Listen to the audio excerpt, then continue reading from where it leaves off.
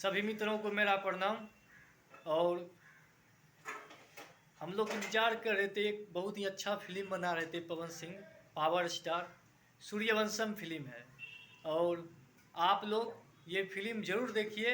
और हम तमाम देश के जितने भी युवा हैं, हम कहेंगे, सभी से हाथ जोड़कर विनती करेंगे कि आप लोग भी जाइए और ये सूर्यवंशम फिल्म जरूर देखिए। और अपना बिहार के लाल को, पावर स्टार को, पवन सिंह जी को आप लोग अपना आशीर्वाद दीजिए।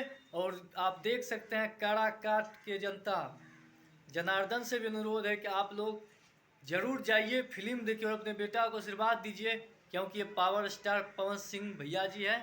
और ये आप जिस प्रकार से आप देख रहे हैं कि नमस्ते काराकाट, हम आपके बेटा भाई पवन सिंह। हमारा बहुत ही बढ़िया सिनेमा सूर्यवंशम 30 अगस्त से आपके अपने काराकाट डी लाइट सिनेमा में लगातार। तो आप सब फिल्म के देखिए और अपने भाई के आशीर्वाद दीजिए।